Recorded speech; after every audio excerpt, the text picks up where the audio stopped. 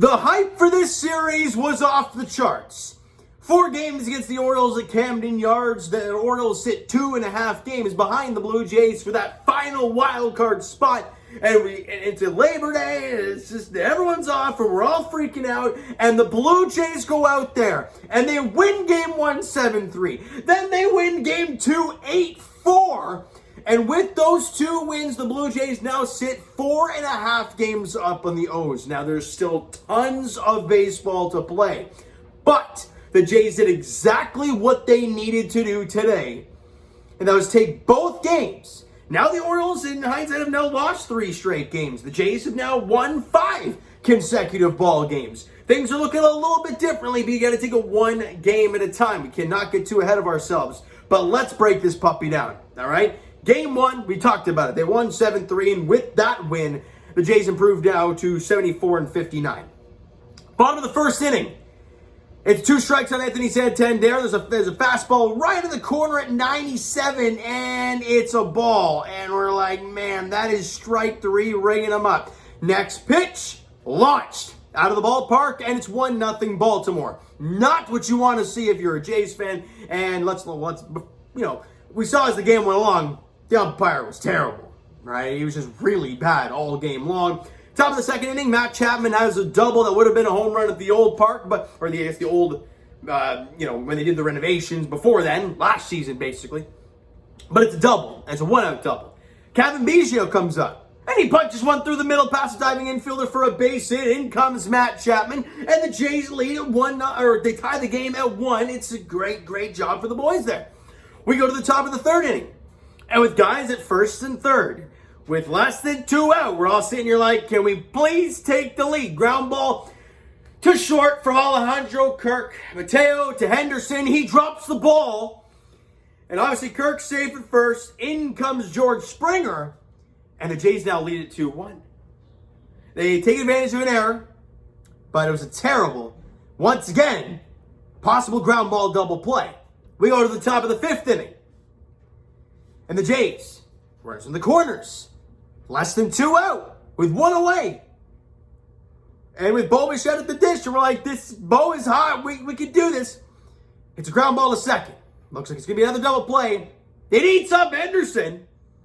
Again, wasn't on the throw this time, wasn't on the transfer, it was on the play. He bobbled it, gets Bo out at first, can't get the out at second. In comes George Springer. Jays lead it now 3-1. 2 big-time errors in big-time moments for the young fella, Gunnar Henderson.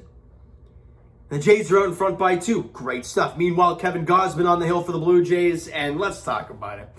Let's briefly bring up this stupid balk call from the umpire. Absolute awful. Kevin Gausman always does his little toe tap before he pitches. And he usually does that slight stop before he goes. Why always does it happen and this umpire waits until there's a guy at first base?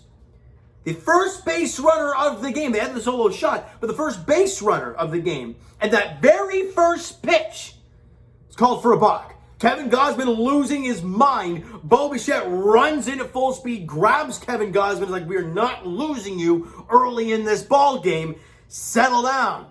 And he obviously stays in the ball game and then just proceeds to strike out the side in order after that. And turns around, gets fired up against the umpire. But turns around, nothing directed personally at him, but in that direction, which it was after him, obviously. But a heck of a job from Kevin Gausman getting out of that. All right, let's keep moving here, right? Bottom of the 6th inning, Ryan Mountcastle hits an RBI double. In comes Adley Rutschman. And it's a 3-2 ball game, right? We go to the top of the 8th inning. Teoscar Hernandez in the dish. And he crushes one to center field off of former Blue Jay Brian Baker. And it's gone! Dead center field from Teo, and the Blue Jays are now in front, now 4-2. They get that 2-run lead back. Massive job from Teoscar Hernandez. And then we go to the bottom of the 8th inning, and off of Tim Mays, Anthony Santander, it's another solo shot, and it's now a 1-run ball game again. It's 4-3. However, we go to the top of the 9th inning, and the Jays start to tee off on the guy. You know, George Springer hits an RBI single, Lourdes Gurriel Jr. comes in to score, then Vladdy hits an RBI single, Espinal comes in to score, and Bo hits an RBI single, George Springer comes in to score, all with nobody out. Insane stuff. And the Blue Jays tack on 4. Oh, I got one run, no, wait, hold on a second. No, I'm good. I thought I miscounted, because I do that quite often, but I didn't there. And the Jays are now up 7-3, and you sit Jimmy Garcia down. He was warming up, obviously in a 1-run ball game, of course. But no, they sit him down, which was massive. It was so important. Actually, in that bottom of the 8th inning, Adam Cimber gets a strike call. You know, that's why I didn't want to complain too much about that Santander home run with the strike call before that, because that was awful. Adam Cimber got the strike 3 call. We'll take it, and we'll move on from it. All right, player stats real quick so we can get along to game 2. George Springer went 3 for 5 in the game with 3 runs scored, an RBI. He was 0 for his last 19 before yesterday's game, and so he's starting to pick it up again. Vladdy went 2 for 4 with an RBI. It's so beautiful when Vladdy's not hitting ground balls and when he's just hitting missiles. That's what he does, right? 2 for 4 in the game, just ripped a couple balls hard, and it's beautiful. Bo, insane. 3 for 5 in the game, had a couple RBIs. Just continues to rip the cover off the ball, and he got there in game 2 as well. Lourdes Gurriel Jr. down in the 8th spot. He's been royally struggling offensively. He went 3 for 4 with the run scored. It's a really good day for him. And we talked about it so much, Jays fans. The lack of 10-hit ball games. 14 in the first game today. 5 strikeouts and walked twice. Great job. Kevin Gausman, phenomenal in game 1. 6 2/3, 7 hits, 2 runs allowed. 6 Ks. Didn't walk a batter. Phenomenal. Tim Mayza went 2/3 inning, allowed 1 hit, 1 run, the solo shot to Santander in the 8th inning, and got a strikeout. Adam Cimber went 2/3 an inning, had a strikeout, a little iffy strikeout, but he went 2/3 an inning, clean ball, good job. And Zach Pop, who just got added back to the roster with the 4-run lead, you put him out there, gets a strikeout, nothing else doing, no base runners, and you win game 1. It puts the Jays up 3.5 games in the division or in the wild card spot. And thank you very much for game 1. Game 2. Let's mosey my notes on over here. This one might be a little quicker because we're already at 7 minutes of the video. Okay. It looked a little ugly early. Because before the ball game, you hear Jordan Lyles is going to start. All right. They go a bunch of lefties. Jackie Bradley's in the lineup. Brian Cappy is in the lineup. All that stuff. You know, Biggio's back in the lineup. And before the game, we see Keegan Aiken pitching. We're like, oh, I guess something happened there. Great. We have a bunch of lefties in there, and our lefties aren't the best. Not good. Then the bottom of the 2nd inning, Rougned Odor goes deep. Of course he does. And now we're down 1-0 in the bottom of the 2nd. Not a good start at all for the Blue Jays. However, we go to the top of the 3rd inning, and Jackie Bradley Jr. gets a double, then George Springer walks, and then Vladdy gets out, I believe, and then Bo Bichette comes up.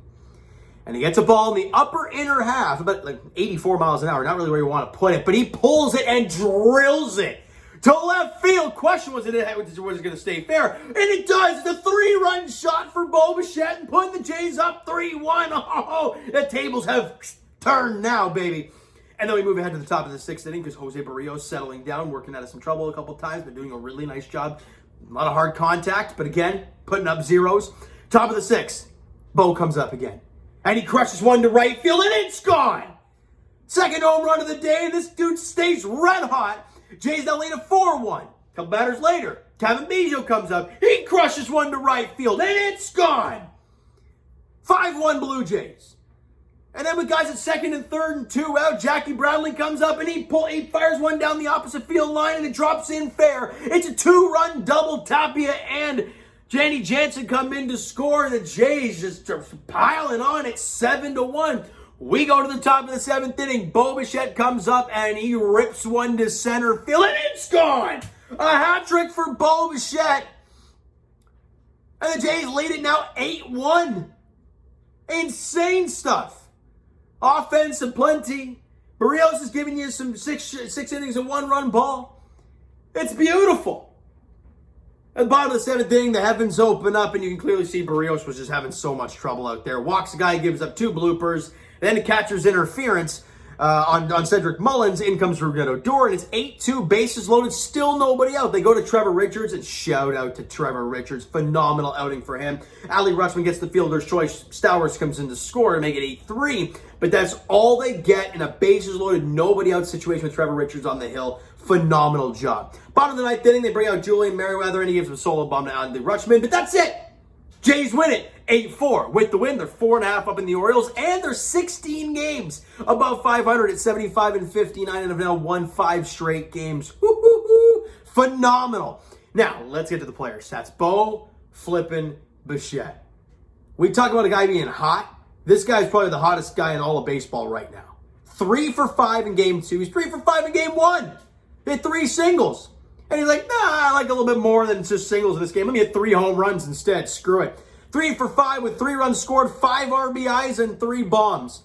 An incredible evening for Bo Bichette. Teoscar Hernandez went 2 for 4, had a couple doubles.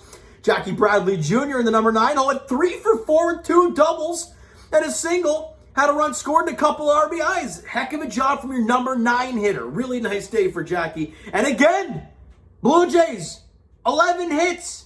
Back-to-back games with double-digit hits, Blue Jay fans. It's nice. 8 strikeouts in the game. They walked twice.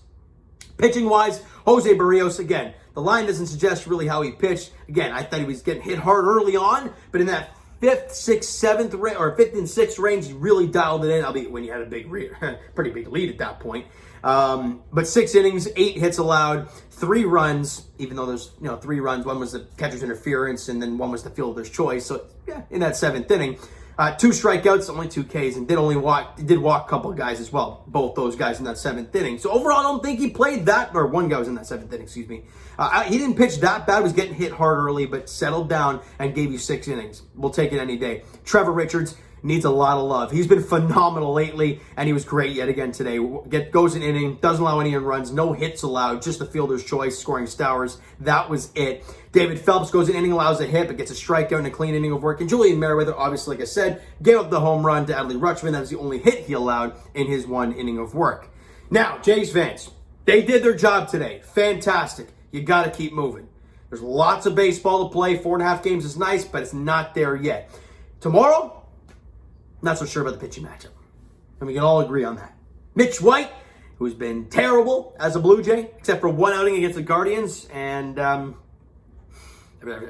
than that, he's been downright unplayable. And Kyle Bradish is on the hill for the Orioles, and he's been really good against the Jays recently. So we'll see how that plays out. And that's a 7:05 first pitch there at Camden Yards. And that is game 3 of the 4 game set. The Jays find a way to, and then you got Manoah versus Dean Kramer in the finale. You find a way to win one of those 2 games, you've won the series, and at the very least, you're 4.5 games up.